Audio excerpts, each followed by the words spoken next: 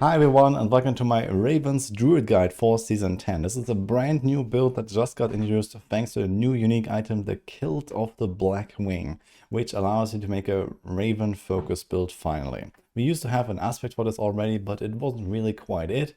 But now we have actually something that really elevates this.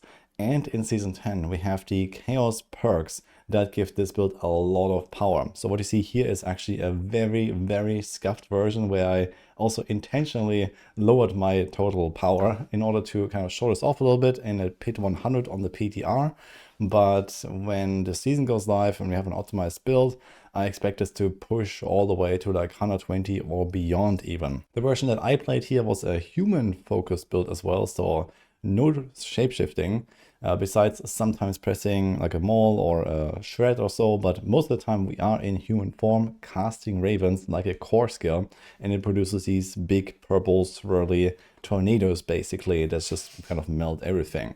So it has a really nice mix of mobility, AoE damage, and single target damage, because you actually have all these ravens also kind of like targeting one guy when there's only one enemy. And you can actually cast this while moving, as you see here. So if you are familiar, for example, with PoE 2, with the WSD combat, you can do that in D4 now with this build as well. So you can completely cast ravens while in movement, and it actually feels a bit like playing PoE 2, which I found pretty interesting as well. And maybe you're gonna see more of that in the future. I guess also for controller players, this is going to be very nice because you can also like move and, target somewhere in the pack. And since you have this very large AoE, you just, throw your ravens wherever you want, spam it, and they will just decimate. There will also be a max roll guide for this, but not written by me. We have our druid guides for that. But this will be part of the existing companion druid build guide that we already had for the wolves. And as far as I know, they want to combine both of this in the same guide. Because the setups are very close to each other anyway. So there's the wolf stuff, there's the raven stuff. In some setups, you can even combine the two in the same build if you want. So there's definitely a bit of options here, but I will show you what I have been cooking up and based on what I've been testing here. Overall, the druid is looking extremely strong in Season 10. This is not the only build. There's others that I will also cover. And I think it's probably gonna be even my starter class. So it's gonna be really fun to play druid. I have some cool new stuff here, and also really benefit from chaos perks and chaos armors for some of their setups. So they're gonna be really pumping. Here's our planner. So I have 3 separate setups here. There's ancestral, mythic, and pit push. One note here about pit push, it's basically just a change for the runes. So I have Ahu and Quax here just for the extra damage in the late game. If you go like really high tiers, but you won't need that like anywhere else outside of like, high tier pits. And instead I go Bucket Jar, which is this kind of nice mobility. And also we have chaos armors here. So what you need to know about chaos armors is they can roll in different slots. So here you see, for example, we have a Fist of Fate in the pants slot and a Kilt of Blackwing in the boot slot. Usually this is pants, usually this is gloves. And yeah, this could be interchangeably used, for example, with the caveat that Kilt is a pants and it cannot roll a chaos armor as a pants. So it kind of are locked in, I guess, on this combo here.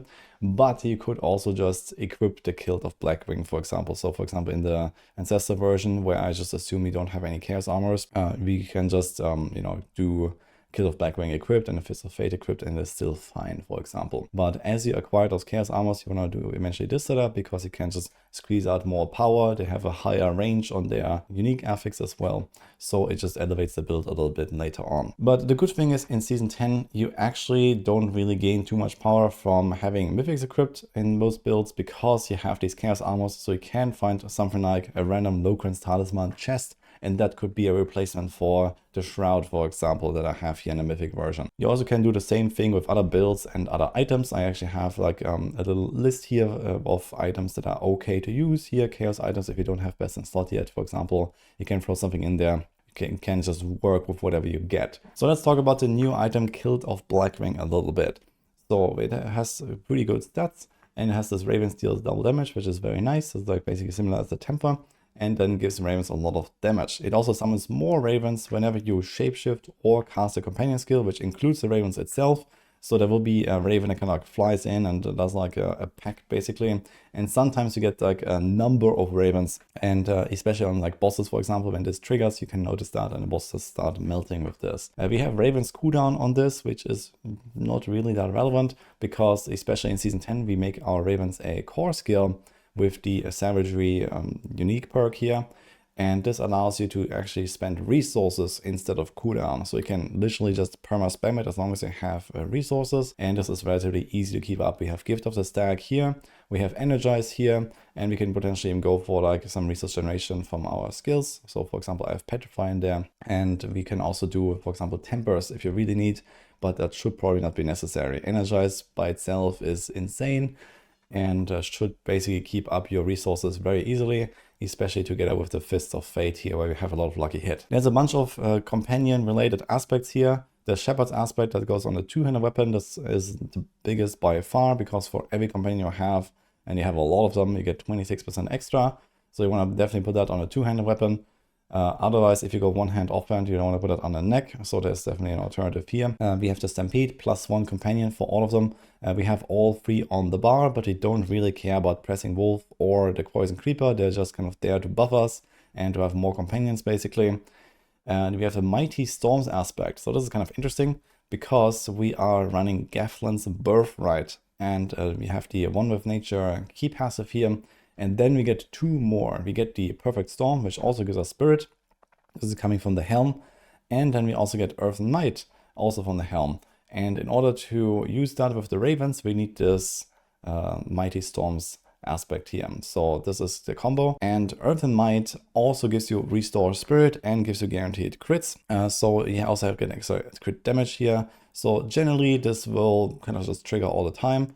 Especially in AoE packs, but even on bosses should be basically permanently up. And you can have a lot of extra damage, a lot of resources. And the reason why we want that many resources is the other chaos perk here, Overabundance. So with Overabundance, you want to overstack your resources basically. This is changed in the live patch to need 100 spirit above your maximum and give you a 100% damage buff, but it stacks only 3 times. But effectively, you need to generate your entire spirit pool as extra, roughly every 1.5 seconds, so that you can keep this buff permanently. So this is why we have so much resource generation here. Mercy of Might, and then we have Petrify that we can press sometimes, and we have Energize that will trigger all the time. In addition, the Perfect Storm also gives us lots of extra damage and resources as well. And in order to make this all work with the Gaflen's Birthright, you want to have like a good roll here. So you want to have actually the lowest amount of roll here. So this is actually set to maximum. I'm going to lower this. So the lower the roll, the less hits you need to trigger this.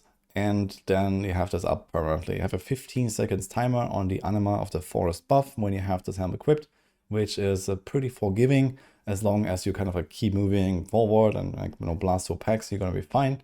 And then you have like all of this power at once. And finally, another pretty important aspect here is the Stormcross aspect that we have on the neck here. So this makes the Ravens deal lightning damage and also a lot more damage and in half the time, and it stuns everything. So this aspect just kind of does everything at once. Is also pretty crazy. So this also means we have very good crowd control, and we can actually benefit from tools like Nature's Reach, for example. So we can keep enemies at a distance, we're going to be very safe, and we also get, for example, this extra stun buff here. One neat thing about this setup here is that we don't actually care about, for example, stacking crit chance, because we already get guaranteed crits from Earth and Might. And if that is not enough, we also get guaranteed crits from Purge the Infected. So this is another chaos perk here where our core skills, which now our Ravens are thanks to this one here, they apply first of all poisoning, so we get easy uptime of envenom, for example, and stuff like that.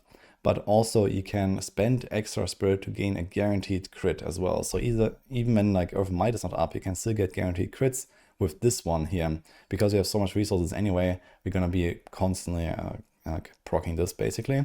And then we can benefit from stuff like Avian Wrath, the extra crit damage here, the envenom crit damage, and you actually want to also try to like potentially stack this up here on the neck if you get an amulet like that. As a druid, it's relatively easy to cap armor and resistances. I have like 1 armor roll here and then 1 resistance roll there, and that's basically about it. The rest comes from like, for example, this passive and then later on the Paragons.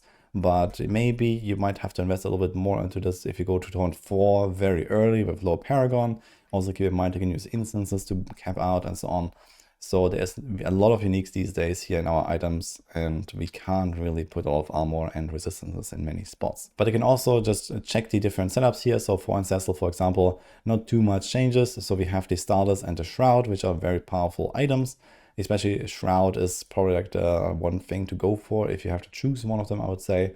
And then, yeah, otherwise you can also just put like some random chaos item there. I have Locrons now chosen. This also gives you lots of rest, for example. So this kind of helps with this problem a bit while giving you some extra power. And you can just like, you know, replace one of the aspects and put it here on the ring slot before starter skies, for example. One last note about the chaos perks is the wild transformations here. So here we get a 5-second buff every time we change our form. So when you go werewolf, you get 20% crit damage, bear, you get 20% damage reduction, and human form, you get 20% attack speed. So this is pretty neat because we can easily keep up all of these buffs.